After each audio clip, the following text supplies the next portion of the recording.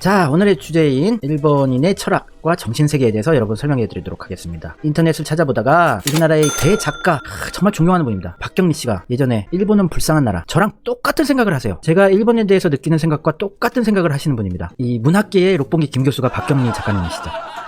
일본이 뺏기만 해온 민족이래요. 맞아요. 불쌍하고 뺏기만 해온 민족. 문화가 없으니까 줄래야 줄 것도 없는 민족입니다. 맞는 말입니다. 제가 오늘 좀 박경리 씨에 대해서 조금 얘기를 해보려고 그래요. 박경리 작가님은 정말 훌륭한 대단하신 분입니다. 일본을 200% 파악하고 계신 분이에요. 우리나라에 의외로 일본이랑 많이 교류를 하는 나라임에도 불구하고 일본에 대해서 정말 확실하게 제대로 파악하고 계시는 분이 그렇게 많진 않아요. 일본의 그 본질을 꿰뚫고 계시는 분들이 그렇게 많지 않습니다. 왜냐면 접근이 잘못됐기 때문이에요. 처음부터. 일본이 대단한 선진국, 강대국이고 정말 배울 게 있는 나라고 존경할 만한 나라라는 그런 선입견을 가지고 일본을 바라보고 일본에 대해 접근하기 때문에 이게 모르겠는 거예요. 자꾸 너무 대단하게 평가를 할 수밖에 없게끔 그냥 몰아나가는 거예요. 자신의 논리를. 근데 일본에 대해서 완전히 파악이 되고 일본은 정말 철학이 없고 아무것도 없는 공허한 나라다. 이런 거를 베이스로 두고 일본의 문학이든 뭐든 접근을 해보게 되면 일본을 알 수가 있어요. 아무것도 없는 나라였구나. 그냥 사악함과 강약 약강 이 정도의 것밖에 없는 공허한 나라였구나 라는 것을 어느 순간 깨닫게 되실 겁니다. 이 접근법이 너무 잘못됐어요. 우리나라에서는 대단한 나라라고 전제를 하고 접근을 하시니까 실패하시는 거예요. 일본을 알기 힘들어지는 겁니다. 알기 쉬워요. 아무것도 없는 나라입니다. 이 박경리 씨가 예전에 90년대 때 이미 이런 얘기를 하셨어요. 일본인에게 예를 차리지 말라. 아첨하는 약자로 오해받기 쉽고 그러면 밟아버리려 든다. 맞습니다. 일본인한테 예를 차리고 잘해주면 안 돼요. 박경리 씨가 정말 대단하신 분이에요. 일본인들을 한번 뭐 접대를 해본다든지 아니면 한국에 놀러온 일본 사람들을 좀 며칠간 챙겨보거나 이랬던 분들은 딱 느낌이 오실 겁니다. 얘들 왜 이렇게 거만하지? 이렇게 받아 처먹기만 하고 왜 이렇게 태도가 오만방자하지?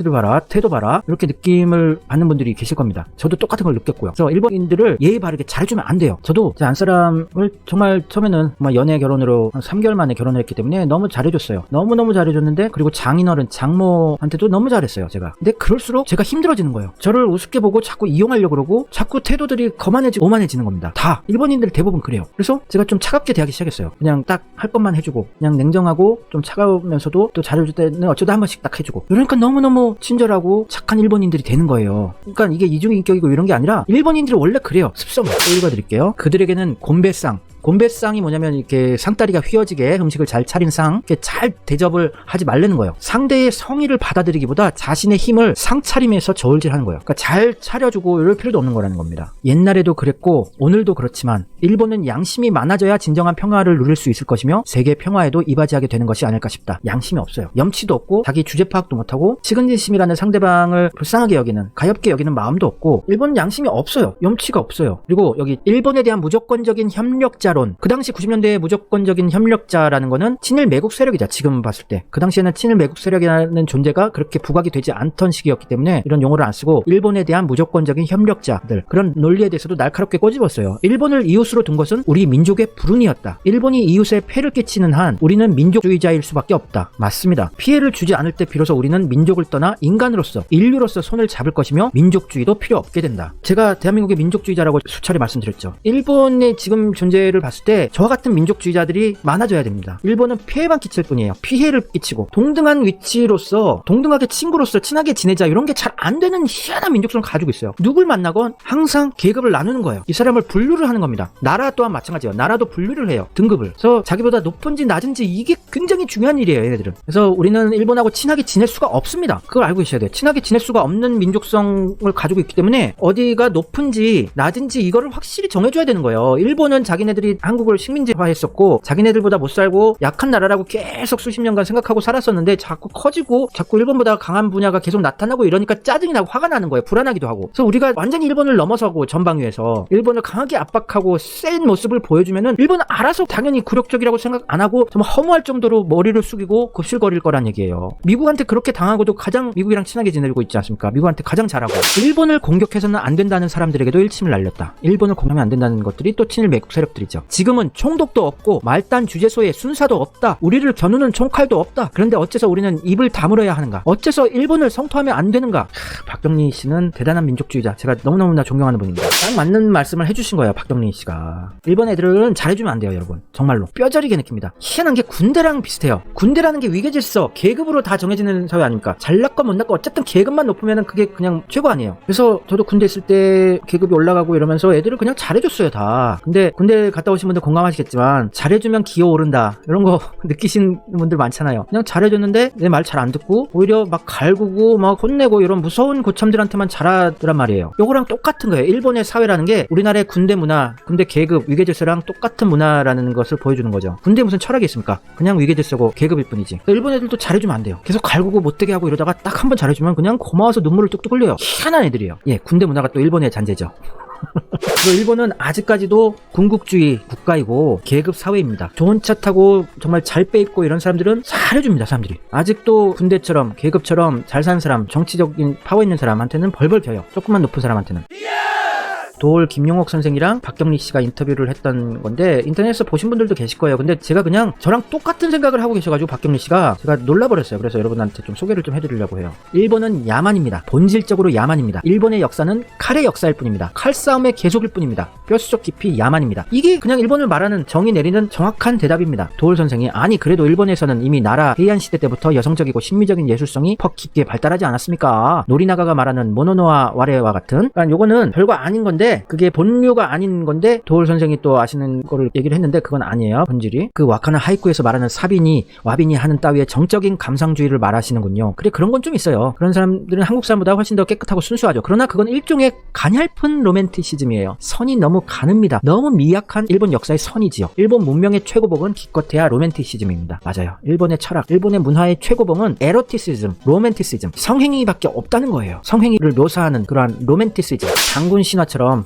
이런 신화 같은 게 있는데 요거를 말하는 건데 아마테라스 오미카미의 남동생 이런 이야기가 말해주듯이 일본의 역사는 처음부터 정벌과 죽임이에요. 정벌과 죽임. 사랑을 몰라요. 사랑이 뭔지 몰라요. 정말입니다. 본질적으로 야만스러운 문화입니다. 그래서 문학작품에서도 일본인들은 사랑을 할 줄 몰라요. 맨 정사뿐입니다. 성행위만 묘사가 되는 거예요. 일본에서. 치정뿐이지요. 그들은 본질적으로 야만스럽기 때문에 원리적인 인식이 없어요. 이론적 인식이 지독하게 빈곤하지요. 그리고 사랑은 못하면서 사랑을 갈망만 하지요. 맞습니다. 얘들 사랑의 의미조차 파악을 못하는 정말 불쌍한 민족성을 가지고 있습니다. 그렇지만 항상 사랑을 갈망해요. 그러다가 이제 자살을 하는 거죠. 사랑을 갈망하다가. 우리나라 사람들이 어디 문인의 자살을 찬양합니까? 걔들은 맨 자살을 찬양합니다. 아크타가와, 미시마, 가와바타 모두 자살해 죽지 않았습니까? 그들의 극한점인 로맨티시즘을 극복 못했을 때는 죽는 겁니다. 이 박경리 씨가 어느 누구보다도 일본 작품을 많이 읽으셨대요. 그런데 내 연령에 내 주변의 사람들조차 일본을 너무나 모릅니다. 제가 지적했죠. 일본을 제대로 파악하고 있는 사람이 너무나 적어요. 어린 아이들은 물론이고요. 정말 일본은 정말 야만입니다. 걔들한테는 우리나라와 같은 민족주의도 없어요. 맞습니다. 일본 민족주의도 없고 애국심도 없습니다. 민족 자체가 혼혈인걸. 여기저기 섞인 건데 무슨 민족주의겠습니까? 야마토 다마시라고 있는데 이것도 메이지 시대 때 날조한 거죠. 애국심 자체가 없어요. 얘들은. 민족주의도 없고 단지 섹스와 잔악함, 잔혹함, 그리고 죽음, 그리고 강약, 약강 요 정도밖에 없는 거예요. 철학이 없습니다. 일본은 문명을 가장한 야만국이지요. 맞습니다. 문명을 가장한 야만국. 요게 정확하게 판단한 겁니다. 반일주의자고 이런 걸 떠나서 요게 일본을 제대로 깊숙하게 일본의 본질을 파악한 발언이에요. 저도 200% 공감하는 내용이고요. 이 아크타가와 류노스케라고 아크타가와상이라고 일본에 사셨던 분들은 매년 무슨 아크타가와상 수상자 해가지고 비리비리하고 약간 정신적으로 문제 있을 것 같은 이상한 작가들이 나와서 수상했다고 막 기자회견하고 하는 거 들어보셨을 겁니다. 요 아크타가와 류노스케 이 사람도 그렇고 미시마 유키오 이 사람도 일본을 대표하는 극우주의자죠. 이 사람은 진짜 진정한 의미의 극우라고 할 수 있는 사람입니다. 일본의 민족주의자, 애국자. 이 사람도 할복 자살했고 아크타가와 류노스케도 자살을 했고 그리고 가와바타 야스나리라고 하는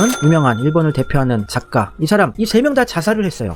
자살을 찬양하고 정말 멋있는 가치로 생각하는 게 일본이에요. 죽음을 또 두려워하지도 않는 성향이 강합니다. 일본인들이. 그렇기 때문에 종교에 귀의를 못하는 거예요. 종교에 빠지지를 않는 겁니다. 일본의 불교도 백제에서 전파가 됐고 천수백 년의 역사를 가지고 있고 그렇지만 불교에 그렇게 심취하지 않아요. 무슨 아이를 낳는다든지 결혼한다든지 이러면 가서 참배드리고 이런 사람이 있어도 불교를 정말 그 신앙으로 믿고 이런 사람 별로 없어요. 일본에. 종교에 대한 신앙심이라는 게 개념 자체가 달라요. 그 스님들, 승려들도 너무 그 속수에 짜진 것 같이 느껴져요. 머리만 빡빡 깎았지 얼굴이 세속적인 얼굴이에요. 딱 느낌적인 느낌이. 딱 일 끝나면 이 신사던 이 절에서 일하는 승려건 바로 외제차 타고 저기 술 마시러 갑니다. 사복 입고. 그냥 일로 하는 사람일 뿐이지 신앙심이라는 게 느껴지지 않아. 일본의 승려들을 보면은. 장가학회는 그것도 마찬가지입니다. 얘들이 종교에 굉장히 막 심취하고 막 이런 것처럼 보이시겠지만 이건 종교에 심취한 게 아니라 집단주의에 휩쓸려가지고 집단에 충성하기 위해서 그러한 종교 단체에 가서 막 열광적인 척하고 돈을 내고 이러는 겁니다. 신앙심이 아니에요. 집단 의식입니다. 단지. 또 카톨릭도 일본에 전파가 된 지 우리나라보다 훨씬 역사가 길어요. 약 500년 정도 역사가 있다고 제가 들었는데 정확히는 모르겠고 하여튼 임진왜란 전에 전파가 됐습니다. 서양의 카톨릭이. 역사가 그렇게 김에도 불구하고 전 세계 선진국 중에서 가톨릭 신자 비율이 가장 낮은 나라가 또 일본이에요. 0.3%예요. 가톨릭 신자가. 우리나라보다 훨씬 오래됐는데 전파된 지. 우리는 철학을 굉장히 신봉하고 신앙심 또 종교나 이런 거를 굉장히 신봉하고 귀의하는 철학이 강한 민족이지만 그래서 종교든 뭐든 강렬해지죠. 우리나라에 들어오면. 근데 일본은 종교는 그냥 형식일 뿐이에요. 이게 에도 시대 때 실제 상황인데요. 에도 말기에 사진을 찍어 놓은 건데 사무라이가 이 할복이라 그러죠. 갑부꾸라 그러는데 아니면은 하라기리라 그래요. 하라기리. 배기. 하얀색 옷을 정말 깨끗하게 차려입고 거의 신앙적인 행위로 할복 자살을 하죠. 이렇게 작은 단도 같은 걸로 배를 긋습니다. 할복. 배를 이렇게 찌른 다음에 이렇게 그어서 찢는 거죠. 배를. 그리고 뒤에서 이렇게 칼을 들고 있는 사람이 찌르고 괴로워하고 있을 때 목을 쳐줍니다. 왜냐면 배 자른다고 해서 바로 죽는 게 아니거든요. 과다출혈로 수시간이 흘러야지 죽는 거기 때문에 배를 긋고 이렇게 목을 잘라주는 거예요. 이렇게 할복을 아주 멋있게 생각을 하는 게 일본이죠. 오른쪽 끝에 미시마 유키오라는 사람도 일본의 극우 애국 민족주의자. 이 사람도 정말 대단한 작가였고 학자였는데 할복 자살을 해요. 사람이 많이 보는 데서. 이렇게 가미가제 특공대도 자살을 미화하고 야스쿠니 신사에 모시면서 거의 신적인 존재로 찬양을 하죠. 일본은 자살, 죽음을 아름답고 멋있게 찬양을 해요. 희한한 나라입니다. 박경리 작가님이 나츠메 소세키에 대해서 비판을 하셨죠. 나츠메 소세키가 누굽니까? 일본을 대표하는 작가 중에 한 명이죠. 얼마나 일본 사람들이 존경하고 대단하다고 생각을 하면 이렇게 1000엔짜리의 인물로 나올 정도입니까? 이 나츠메 소세키에 대해서 도울 선생이 어떻게 생각하냐고 박경리 작가님한테 물어봤는데요. 나츠메 소세키요? 그 사람은 표절 작가입니다. 구미 문학을 표절해 먹은 사람일 뿐입니다. 모리 오오가이가 조금 괜찮긴 하지만 모두 보잘것없는 사람들입니다. 우리에게 모두 다 있는 거예요. 우리가 우리를 못 볼 뿐이죠. 맞습니다. 우리나라의 문학 수준이 굉장히 높고 문명, 철학, 깊이가 있는 대단한 민족이고 문명의 수준을 전 세계 자랑해도 될 만한 수준이지만 그 대단한 문명을 세계에 알릴 도구가 없었어요. 번역도 잘 못했고 우리나라의 차원이 너무나 높다 보니까 번역하기도 힘들고요. 그리고 표절 작가 맞습니다. 저도 나츠메 소세키의 책들을 읽어봤는데 엄청난 표절이에요. 일본은 표절로 시작해서 표절로 끝나는 나라예요. 일본인들이 존경하는 1000엔짜리의 집필 인물로 나올 사람이 표절 작가예요. 저 사람이 동경 제국대학교 영문과를 나온 사람인데 영문과를 나와서 서양의 작품들을 많이 읽었죠.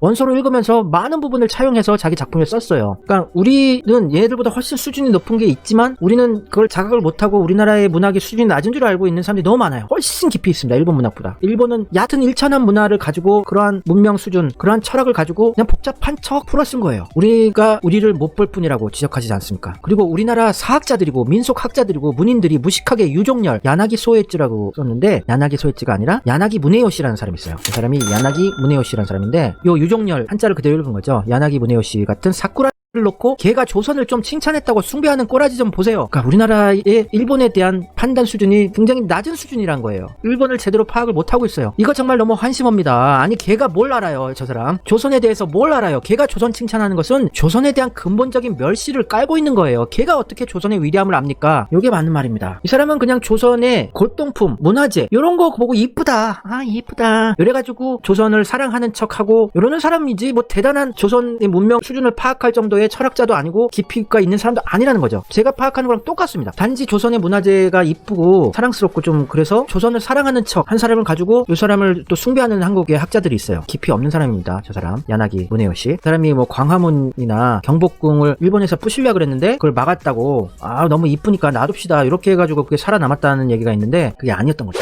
일본이 사랑이 없다 그랬죠. 사랑이 뭔지를 모른다 그랬죠. 일본인들이. 에이 설마 그렇게 생각하시는 분들 계시겠지만 제가 좀 설명을 해드려볼게요. 이 나츠메 소세키가 영어 번역도 했던 사람이거든요. 여기 1000엔짜리에 나온 인물. 이 사람이 에도 시대 말기 메이지 시대를 살았던 사람인데 I love you를 영어를 일본어로 번역을 하는데 나츠메 소세키가 I love you를 키미 또 이루 또 츠키가 기레이 데스네. 당신과 있으니 달이 이쁘군요. 이렇게 번역을 했어요. 그리고 후타바타테 시메이의 번역. 이 사람이 또 I love you를 어떻게 번역을 해놨는가. 이 사람도 작가고 번역가인데 I love you를 신데모 이와 이렇게 번역을 해놨어요. 신데모 이와 죽어도 괜찮아요. 그러니까 메이지 시대까지만 해도 아이시테루라는 단어를 안 썼던 겁니다. 사랑한다는 단어 우리는 예전에 뭐 사모한다는 단어도 있었고 이 메이지 시대까지만 해도 사랑한다는 표현이 없었던 것 같습니다. 그래서 사랑한다는 표현을 후타바타테 시메이는 죽어도 좋아 그리고 나츠메 소세키는 당신과 있으니 달이 이쁘군요 이렇게 한 거죠. 그러니까 얘들은 사랑을 해본 적이 없는 거예요. 사랑의 개념에 대해서 개념 파악이 잘 안 돼 있습니다. 정말이에요. 저도 못 모르고 제 안사람이 좋아서 결혼을 그냥 3개월 만에 사귀어서 결혼을 전에는 했지만 이제 와서 느끼는 거지만 상당히 공허할 때가 있어요. 이게 사랑이 아니었구나. 내가 나 혼자서 사랑을 했었구나. 내가 이거를 파악하지 못하고 그냥 좋아했었구나. 공허함을 느낄 때가 있습니다. 일본인들은 사랑에 대한 개념을 잘 몰라요. 정말로. 지금은 뭐 아이시데루라는 사랑한다는 말이 있긴 하지만 지금도 잘 모르는 것 같습니다. 일본 젊은 친구들을 좀 제가 봐도 얘들이 진짜 좋아하는 남자, 좋아하는 여자 서로 사귀어서 친해지고 식사를 하고 이러면은 같이 자야 되는 거는 당연하다고 생각을 하더라고요. 우리는 사랑이라는 개념이 있고 그 감정이 있어서 성행위라는 거는 최후의 사랑의 최종 완성이라는 생각을 가지고 있잖아요. 근데 일본은 그냥 좀 친해지고 사귀고 밥 먹고 이러면 무조건 성행위를 해야 된다는 그런 의무감으로 해요. 제가 요거를 마무리를 이제 이어나가야 되는데 좀 재미가 없는 것 같고 좀 논리도 없는 것 같고 제가 쓸데없는 얘기를 많이 한 것 같아서 여러분께서 눌러주신 좋아요 버튼, 친일 매국 세력을 척결하는 데 큰 도움이 됩니다. 꼭 좀 부탁드리겠습니다. 감사합니다.